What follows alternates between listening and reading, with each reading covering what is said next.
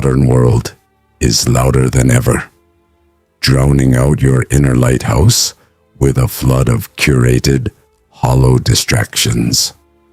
While the world chases the next viral dopamine hit this summer, the Stoic emperor would be seeking the clarity of the present moment. We are reclaiming our minds from the digital noise to rediscover what it truly means to be free.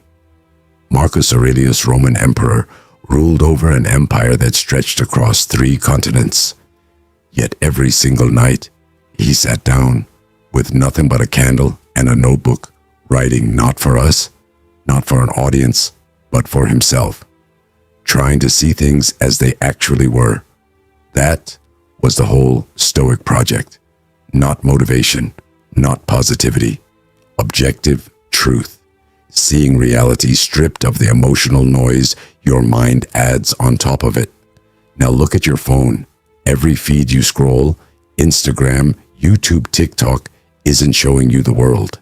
It's showing you a reflection of yourself. Your fears magnified back at you, your outrage validated instantly, your desires packaged and sold back to you at 2 times speed. This is the algorithmic hall of mirrors. It doesn't lie to you directly, it's worse.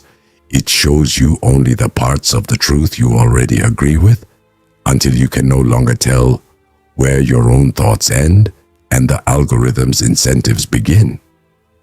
The Stoics called this living according to fantasia, unfiltered impressions mistaken for reality. Marcus warned himself against it constantly. You have power over your mind, not outside events. But what happens when the outside events are engineered, second by second, to hijack that very mind? This isn't a metaphor anymore. It's an architecture. And most people are living inside it without knowing the walls are there.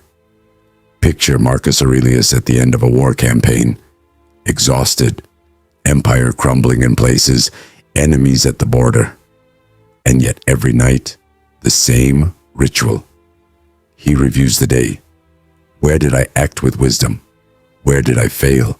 What did I feel that wasn't true? This is called Stoic evening reflection. It's not self-punishment.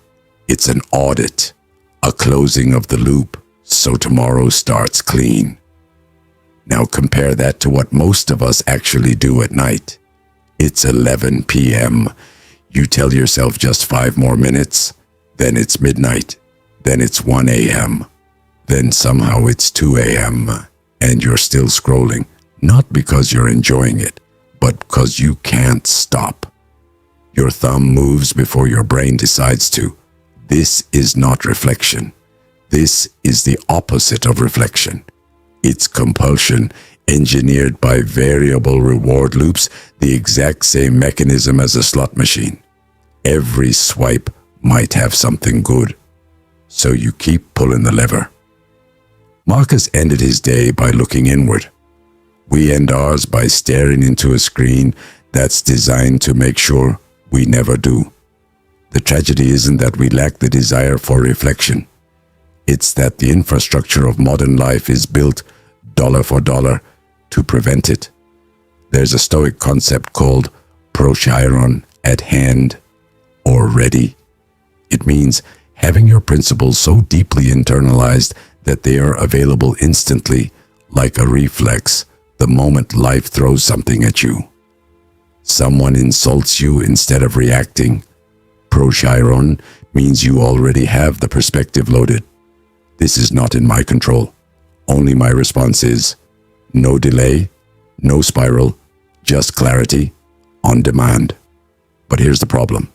Procheiron isn't downloaded. It's built slowly, through repetition, through quiet, undistracted thinking, day after day, until a principle becomes part of you. And that requires something we've almost entirely lost. Time spent with a single thought. Today, the average person switches attention every few seconds. Notifications, alerts, autoplay, infinite scroll. The information stream doesn't just distract you once. It never lets a thought finish. You absorb a headline, a clip, an opinion, then it's gone, replaced instantly by the next one. You cannot build readiness out of fragments. Readiness requires depth, and depth requires stillness, the one thing the algorithm is financially incentivized to never give you. This is why so many people feel like they know 1,000 facts, but can't hold a single conviction. Why we feel informed, but not wise. It's not a personal failure. It's the predictable outcome of a system engineered at scale to keep you reactive instead of ready. So here's the real question the Stoics would ask you. Not how do I get more time, but what am I doing with the attention I already have? Marcus Aurelius didn't have less chaos than you. He had an empire on fire. What he had was a practiced reflection, readiness, and the discipline to see clearly despite the noise. That practice is still available to you. It's not gone. It's just buried under a feed that doesn't want you to find it. If this resonated with you, subscribe, because next week we're breaking down the exact Stoic techniques Marcus Aurelius used to build unshakable focus and how you can apply them starting tonight. Until then, put the phone down and go find your lighthouse.